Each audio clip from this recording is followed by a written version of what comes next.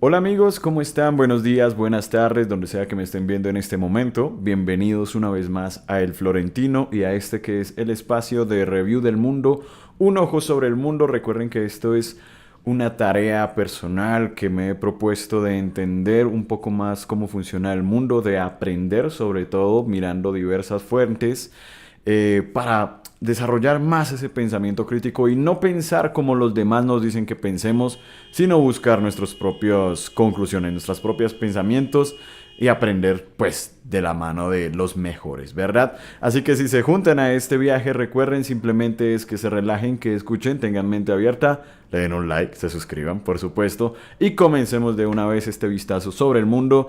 Sé que voy unos 2 días de retraso de lo que ha pasado, pero bueno, todavía tenemos noticias que sucedieron en esta última semana que vale la pena que revisemos. Vale, y vamos a empezar entonces siempre acá tenemos nuestra hermosa Gaia. Vamos a empezar con Venezuela. Aquí están los listados de países que vamos a visitar hoy, porque tenemos a Venezuela, tenemos a Alemania, tenemos a Ucrania, por supuesto, Mongolia, Vladivostok, que es en Rusia, y los Estados Unidos. Así que hay mucho territorio que ver, no se me vayan y quédense conmigo. Y aquí tenemos al protagonista de esta semana en Venezuela. Vamos a ir de una vez allá. Aquí ya lo están viendo. Él es Edmundo González Urrutia, que es conocido por ser el opositor o pues fue el candidato de oposición ahorita en las elecciones de Venezuela. Resulta que en esta semana ya pidió exilio y un avión de la Fuerza Aérea Española lo llevó hasta Madrid, donde se encuentra en este momento, y él allá ya dio sus primeras declaraciones y nos dice, por ejemplo aquí lo tenemos en France 24, salta la noticia, nos dice: decidí salir pensando en Venezuela y en mi familia. Los dice el Señor, donde mandó también un audio diciendo de que ya se encontraba bien, de que gracias a todo y de que continuaría pues su trabajo o su lucha desde España. Cabe decir que allí va a poder estar durante 5 años. Obviamente el gobierno de España le ha proporcionado una estadía o una residencia que puede utilizar mucho más rápido que cualquier otro mortal durante 5 años, en las cuales no le impide tampoco ejercer pues su trabajo desde España ni nada por el estilo, ni tampoco se le va a censurar cualquier mensaje que él quiera decir. Aquí en la CNN pues salía también su abogado en una entrevista diciendo pues qué era lo que había sucedido con Edmundo, porque había tenido que salir. Según cuenta el abogado en esta entrevista que le hacen en CNN, salió en Durante medio de las últimas muchas 3 semanas, coacciones, el mundo de González Urrutia. amenazas también, amenazas a su propia vida, y obviamente pues también estaba la prisión porque sobre Edmundo recaía una orden de captura. Así que era o ser capturado en Venezuela o optar por la salida del asilo político. Así que tomó el asilo político y se fue. Así este señor, pues que lo ven con cara de bonachón, de viejito, buena onda, pues salió a exiliarse.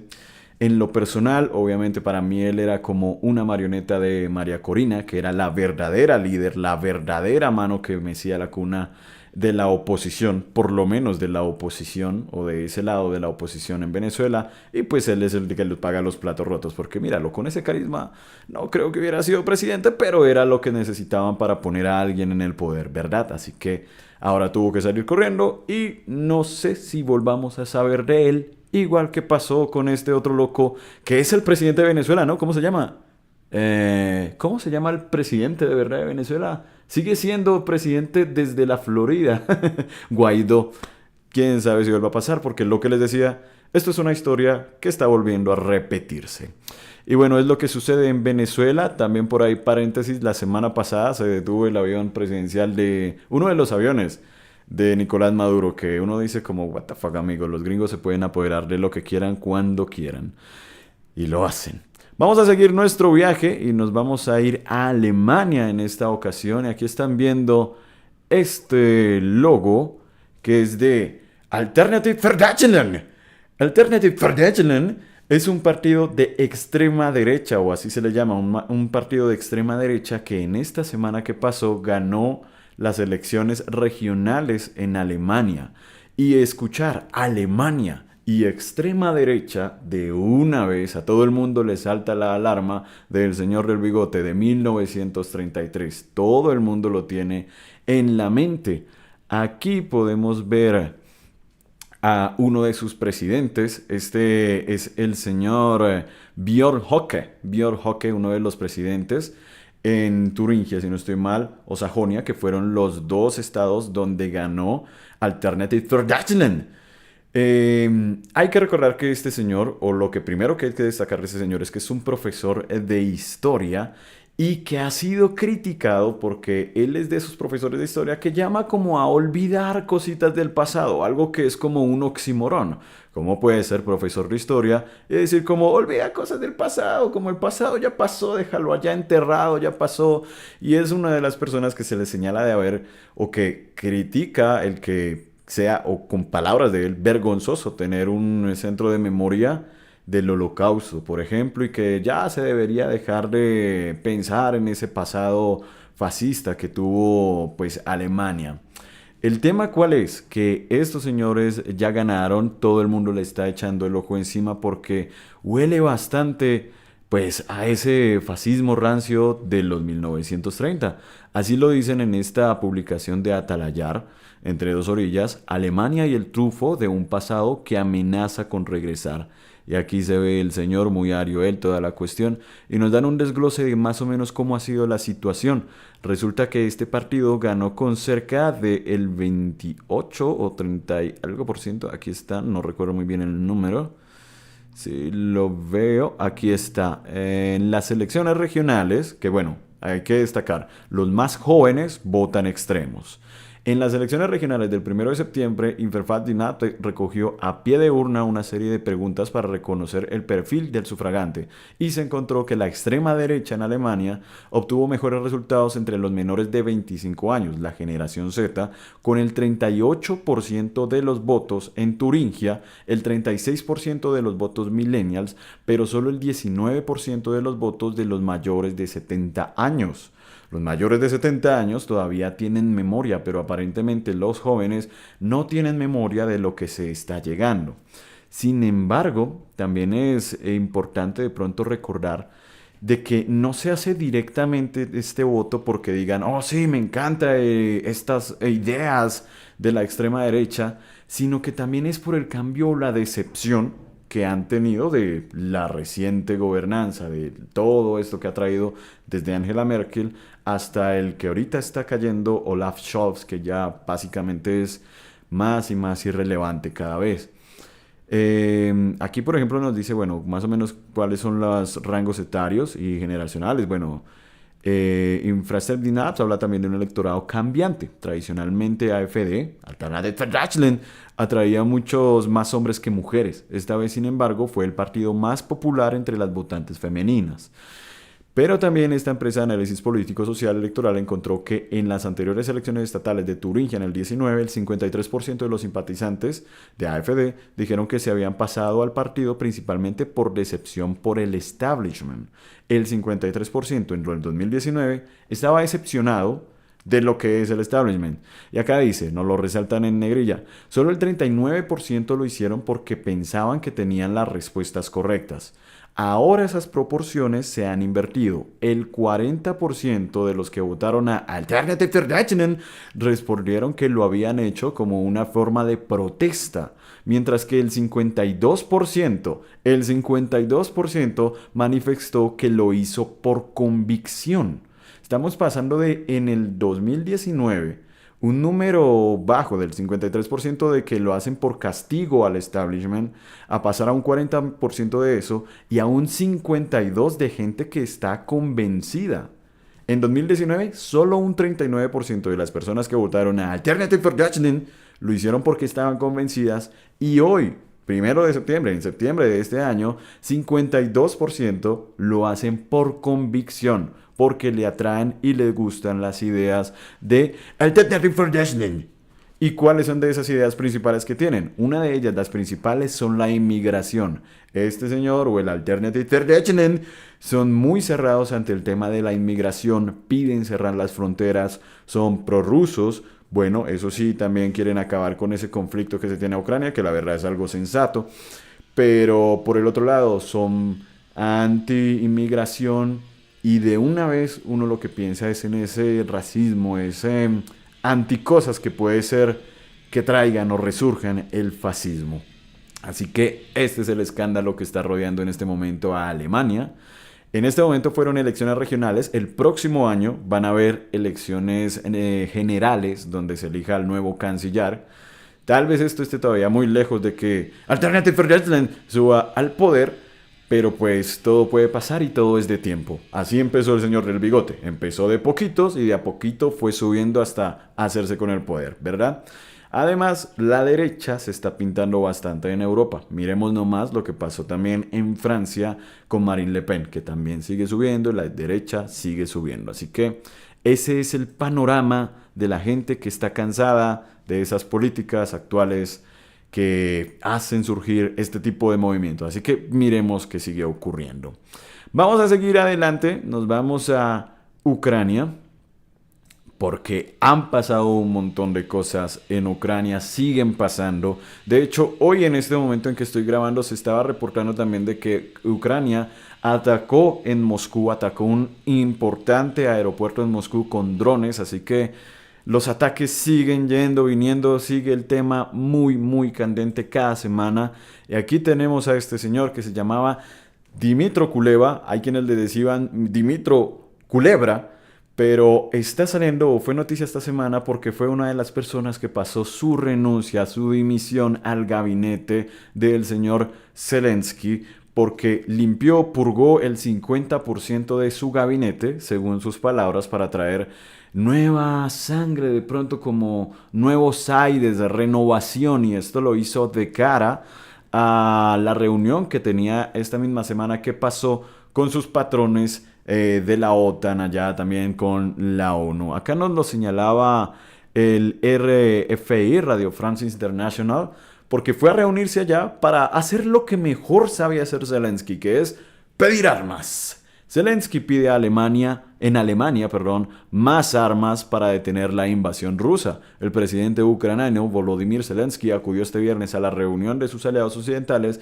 en Alemania y reclamó más armas para frenar el avance de tropas rusas, especialmente en el este de su territorio. ¿Por qué en el este? Porque sigue avanzando el ejército ruso implacablemente, sin parar. Cada día escuchamos de que liberan una nueva localidad, un nuevo pueblo, y se están acercando cada vez más a Pokrovsk. Y es tiempo, o es cuestión de tiempo, en que ya se estén dando esos combates dentro y la defensa de Pokrovsk. Así que por esto este señor va y hace lo que mejor sabe hacer, ir a pedir sus armas ante sus patrocinadores, pues de la OTAN, en este caso, que fue una reunión que se hizo en Alemania. Aquí hay algo que podemos leer. Ucrania, invadida por Moscú desde febrero de 2022, afronta importantes avances de tropas rusas en el Donbass, era lo que hablábamos en el este, y frecuentes bombardeos devastadores. El último se produjo este martes en Poltava, en el centro de la ex República Soviética, y dejó 55 muertos y más de 300 heridos. Eso es la imagen que tenemos acá, porque se presentó este bombardeo tremendo en Poltava, con 55 muertos, más de 300 heridos, aunque al principio hablaban de que simplemente habían sido como 10, como 20, pero resulta que los números fueron más elevados y el número de heridos pues todavía más. Se hablaba también de que había sido un ataque terrible de los rusos a un centro de enseñanza, a un colegio.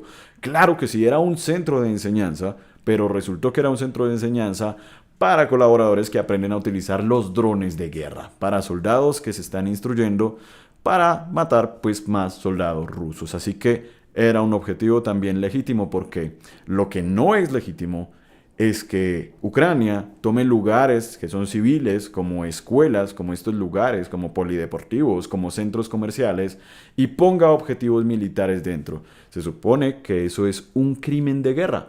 Pero ¿a quién le importa eso? Porque ellos son los buenos, ¿no? Por el otro lado, pues bueno, acá lo tenemos. Entonces fue a pedir sus armas. Y como les decía, igual Rusia sigue avanzando. Así lo señala Sputnik. Vamos a ver la nota de Sputnik, porque nos dice: la remodelación del gobierno ucraniano no es más que una farsa de reinicio político. Ellos lo entienden muy bien. Acá nos dice: el Parlamento ucraniano aprobó la gran remodelación del gobierno del país, que permitió la entrada en funciones de 9 nuevos ministros. Los cambios no se producen por casualidad. antes de la reunión de Volodymyr Zelensky con patrones occidentales en septiembre, al margen de la Asamblea General de la ONU. Notó para Sputnik el politólogo Bogdan Bespalko, y él dice: Zelensky montó esta renovación masiva para que cuando se reúna con el presidente estadounidense, el todavía Joe Biden, en septiembre para representarle su supuesto plan, pueda decir: miren, ha habido cambios serios, toda una serie de dimisiones, muchos ministros han sido destituidos, todo irá bien allí, su ayuda financiera con los impuestos estadounidenses no se desperdiciará, explicó el analista. Así que ahí está, Zelensky sigue necesitando dinero, sigue haciendo cambios por aquí, por allá, para que vea que sigue vivo, que sigue en el combate y que necesita del dinero de toda Europa y de los Estados Unidos. Aquí también Sputnik nos regala el mapa de cómo va la operación especial. Vamos a ver que cargue un momentico. Exactamente. Y acá obviamente está siempre con puntos rojos, que son puntos donde se almacenan todos estos materiales bélicos. Aquí nos señalaban la liberación de Novorovka. Fíjense que esto aquí sigue avanzando. Si lo mirábamos ayer o para el fin de semana, estaba justo en Novorovka, ya está aquí en rojo. Y miren que se está acercando cada vez se retorna o se va recortando el trecho hasta Krasnoarmeysk. Krasnoarmeysk es el nombre antiguo, ahora lo conocemos como Pokrovsk. Así que estamos o están muy cerca a Pokrovsk. Se siguen presentando también muchas batallas en todo lo largo de la línea del frente, como podemos ver aquí en el mapa. Todo en el frente. Aquí también obviamente ataques por parte de Ucrania hacia territorio ruso. Y aquí la tan cacareada incursión en Kursk, que de momento está frenada y donde han fallecido más de 10.000 soldados ucranianos. Poco a poco eso también se está diluyendo. Podemos ver también el estado de los mapas aquí en el think tank del Centro de Estudios para la Guerra. Aquí está el ISW, Instituto de Estudios para la Guerra. Nos marca los lugares donde se están presentando los combates más fuertes. Esto era hasta septiembre 8. Como ven, en Donetsk nos está marcando toda la línea de frente con combates realmente importantes. Nos dice el Ministerio de Defensa ruso, reclamó en septiembre 8 que las fuerzas rusas se hicieron con Prishivka, también con informaciones geolocalizadas, que en septiembre 7 las fuerzas rusas se hicieron con Horovdivka, diferentes cosas. Y ahí se ve cómo sigue alzando todas estas partes amarillas. Por ejemplo, son zonas que están reclamadas o reclamadas con control ruso. Así que siguen avanzando en Donbass, mientras que en Kursk ya no hay avances por parte de Ucrania. Eso es más o menos como está la situación en este momento de la guerra. Un Zelensky que pide más armas mientras lo siguen castigando en el este, y ataques que van y vienen de misiles y drones. Otra noticia importante frente a todo esto, en las últimas horas, esto no entró dentro de lo que tenía preparado, pero se anunció desde Letonia y, si no estoy mal, desde Rumanía, la incursión de drones rusos, supuestos drones rusos que cayeron en inmediaciones o pues en lugares así como tipo accidente, algo como muy parecido a lo que había pasado con Polonia en su momento, en que supuestamente un misil ruso había caído, pero resultó después que era ucraniano. Pues lo mismo está denunciando Letonia y Rumanía, que aparentemente drones o pedazos de drones se fueron a estrellar también en sus fronteras o cerca a su frontera, unos 50 kilómetros, decían por ahí. Pero aparentemente lo primero que dicen es que o fue un accidente o que eran drones que iban a atacar realmente a Ucrania, pero pues de alguna manera se desviaron. No lo sabemos, habría que ver más información, tal vez pronto tengamos más claridad sobre el mapa. Pero bien, así más o menos sigue el conflicto. Vamos a ir a Mongolia ahora, porque también fue noticia en esta semana y por estos dos que están aquí de pie. En Mongolia, esta semana, el señor Vladimir Vladimirovich Putin se atrevió, como siempre se atreve a ir a un sitio donde también tiene orden de captura por la Corte Penal Internacional. Recordemos que la Corte Penal Internacional, a la cual no sirve para nada, realmente, le puso una orden de captura el año pasado porque supuestamente él había secuestrado a unos niños ucranianos y los había sacado de la zona de guerra. Así que le mandaron una orden de captura de detención en la que en cada país donde tenga jurisdicción la Corte Penal Internacional, pues deberían capturarlo y detenerlo. Fue una de las razones por la cual no fue a Sudáfrica el año pasado para la reunión o la cumbre de los BRICS y participó pues de manera virtual. Mongolia también está adscrita a la CPI, a la Corte Penal Internacional, pero todo el mundo, aunque esperaba que allá en Mongolia de una vez le pusieran las esposas, pues no pasó. Realmente lo recibieron con honores, con alfombra roja y con esta guardia imperial, hijos de Genghis Khan, que lo reciben con todo el cariño, así nos lo señalaban en RT. Tenemos el video, vamos a ver un poco mientras les sigo hablando, si esto carga rápido. A ver, a ver, a ver. Ahí está. Si cargara sería perfecto.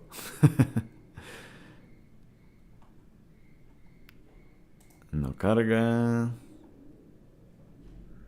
Ahí. Bien. Ahí están, miren, él está ahí subiendo junto con el presidente de Mongolia. Se paran frente a toda la cúpula.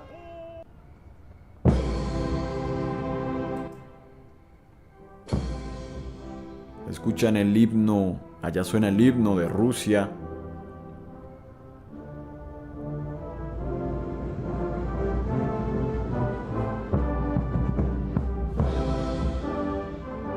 Miren nada más.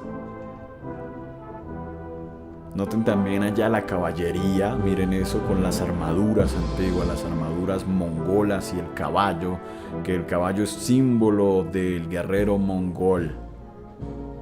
No se puede pensar en los mongoles sin el caballo, tienen una historia unida realmente. Después de eso, bueno, se bajan, lo llevan ante todas sus fuerzas. Gente de muy alto nivel allá reunido porque Putin llevó a toda su primera plana, Lavrov, a sus ministros, generales, también del lado aquí del presidente de Mongolia, y lo llevan frente a la estatua del gran conquistador de Genghis Khan y lo reverencian los dos. Se paran enfrente para las foticos, en la guardia que uniformes más bonitos y coloridos y ese parado todo heroico. Se van y ahí los mira el gran Khan. Genghis Khan los mira a los dos.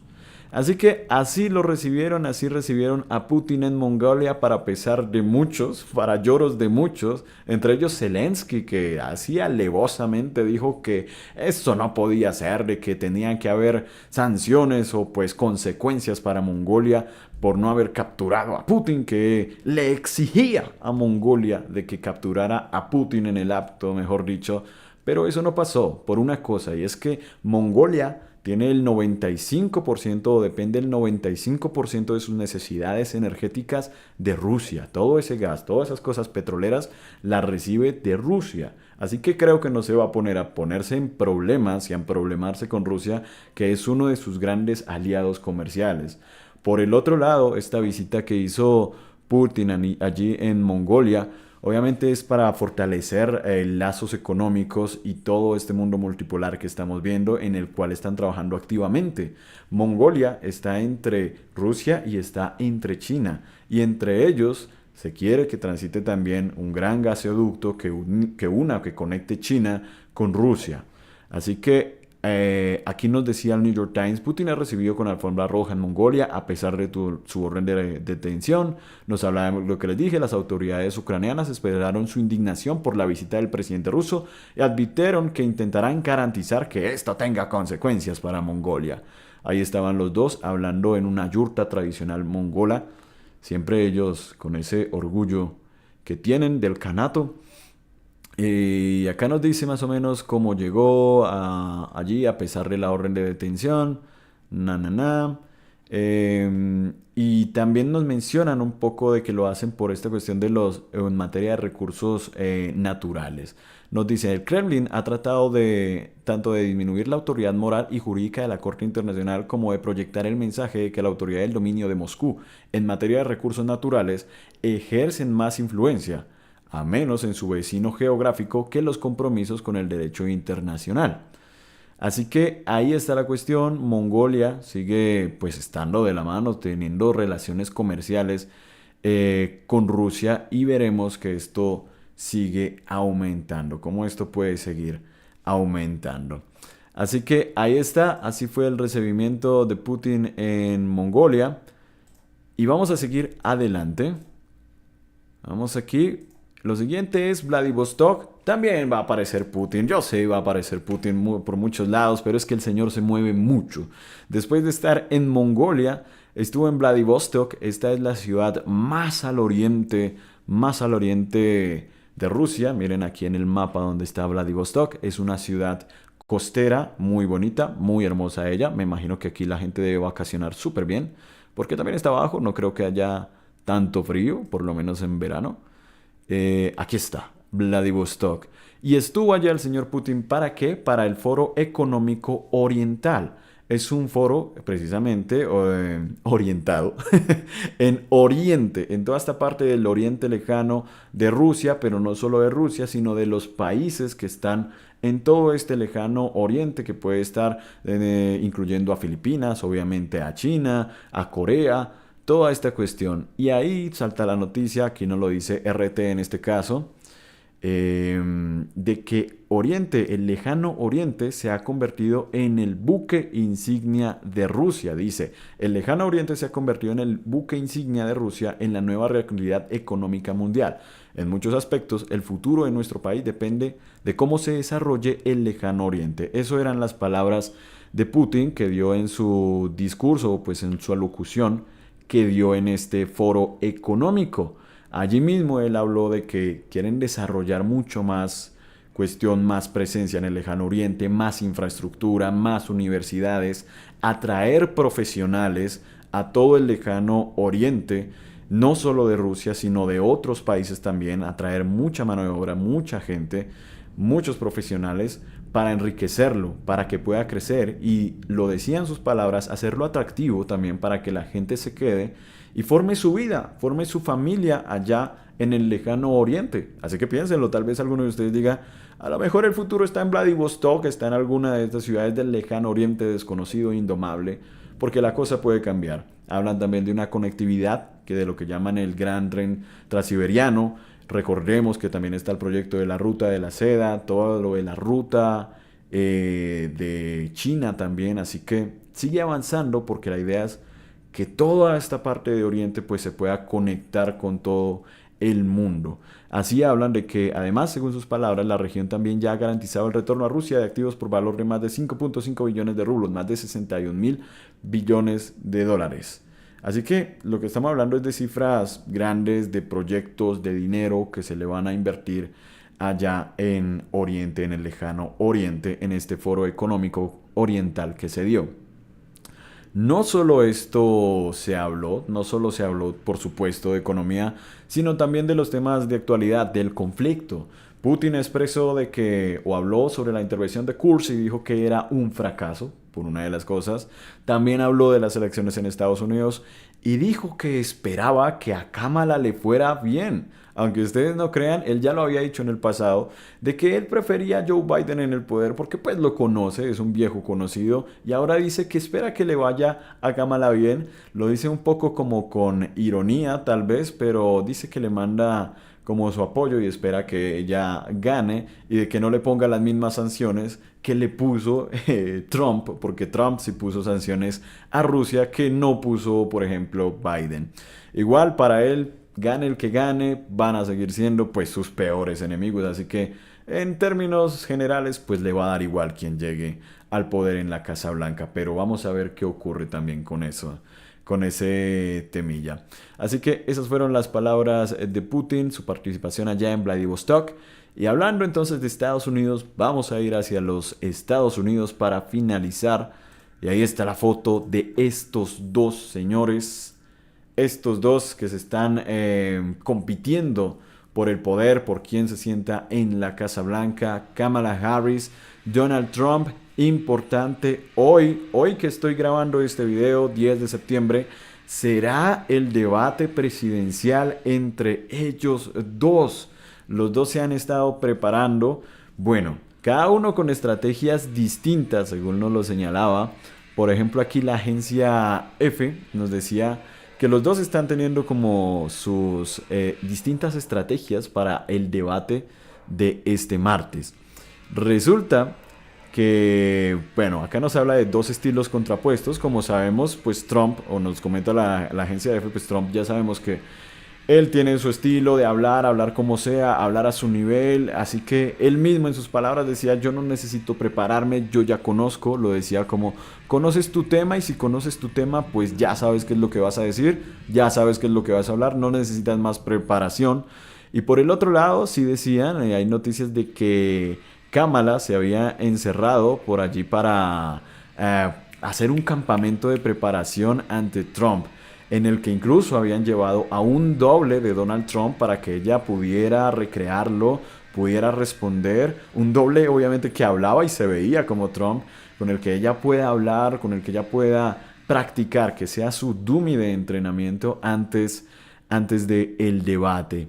Aquí nos decía las palabras de Trump. Trump alardea que no necesita ningún entrenamiento. Dice, yo ya me he preparado toda mi vida para este debate. Tienes que conocer tu tema, vivir con tu tema. Yo vivo con mi tema, vivo todos esos horribles problemas que los demócratas han causado. Hemos tenido reuniones, sí, hemos hablado, pero no hay mucho que uno pueda hacer. O conoces tu tema o no lo conoces. Son las palabras de Trump, Trump siendo Trump. Y acá pues arriba nos contaba lo que nos decía. También dice que él va a destrozar a Kamala. Así que vamos a ver qué ocurre. También hablan de lo de los micrófonos silenciados. Esto se refiere a las reglas de lo que va a ser el debate. Cada uno pues va a tener su tiempo. No va a haber público. No pueden llevar ningunas notas o algo por el estilo. Y van a tener los micrófonos silenciados pues cuando el otro esté hablando. Esto obviamente podría darle una ventaja al uno o desventaja al otro porque pues no podrían pisarse o que tenga una respuesta espontánea de momento, alguna réplica en ese momento que le pudiera al otro sacar de balance. Va a ser en la cadena ABC también, una cadena que no es para nada pro Trump, sino lo contrario. Es pro Kamala, es pro demócrata y se habla incluso, Trump lo decía, lo señalaba, de que Kamala era vieja amiga del director de la ABC. Así que obviamente desde la ABC han negado esto porque él dice de que se le ha pasado las respuestas por las preguntas de antemano a Kamala. ABC ha negado todo esto, pero uno nunca sabe quién tiene la razón, aunque sabemos que Trump es un mentiroso patológico también. Así que ahí está, todo el mundo va a estar pendiente hoy de este debate. Recordemos que estamos muy cerca ya a la fecha de noviembre, ya cada vez más el tiempo se está acortando para las elecciones americanas y este debate puede ser decisivo o para mantener a Kamala en ese hálito de reina y proclamarla como reina o de que directamente se baje y ya pierda todo ese impulso que llevaba. Que hablando de impulso, aquí también el New York Times nos hablaba y nos ponía este artículo que decía, se enfría el apoyo a Kamala Harris según una nueva encuesta. Y es que según una nueva encuesta que apareció, el apoyo por primera vez desde que estaba toda esta Kamala manía, podríamos decirlo, pues ya está por debajo del de Trump. Acá nos dice, la pregunta planteada por la encuesta de ayer del New York Times y de Siena College, según la cual Donald Trump la aventaja por poco entre los votantes probables de todo el país, 48% a 47%. Trump en este momento estaría un poco más, muy ligeramente arriba de Kamala Harris. Así que ellos se empiezan a preguntar en The New York Times si es que está bajando de pronto el apoyo o especulan de porque tal vez no se ha hablado mucho después de la convención demócrata de ella, no se ha visto mucha cuestión más y tal vez ha bajado un poquito el apoyo, pero muchas personas hablan de que necesitan conocerla un poco más. Tal vez no se dio a conocer mucho en esa entrevista que dio a la CNN, que la verdad no fue gran cosa, así que ahí está, parece entonces que se está enfriando ese apoyo a Kamala, pero veremos hoy si esa tendencia a la baja se sigue incrementando o por el contrario de pronto Kamala despega mucho más hoy en el debate. Así sigue la carrera presidencial de los Estados Unidos. Recordemos que es importante para nosotros porque son el hegemón en este momento mientras termina de caer el imperio americano. Algún día veremos esa caída del imperio americano. Pero es importante porque cualquiera de los dos tiene poder sobre países bananeros como los nuestros en América Latina.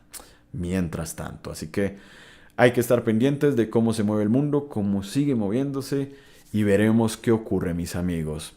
Por lo pronto, no es más de mi lado. Muchas gracias por acompañarme. Si llegaron hasta aquí, ustedes están en mi corazón. Si llegaron hasta aquí, recuerden que me pueden pedir una pola el día en que ustedes quieran. Si van por la calle y me encuentran, pídanme una, sentémonos, tomémonos una pola y seamos amigos. Muchas gracias por ver, compártanlo y nos vemos la próxima semana. Que tengan una excelente semana, amigos. Adiós.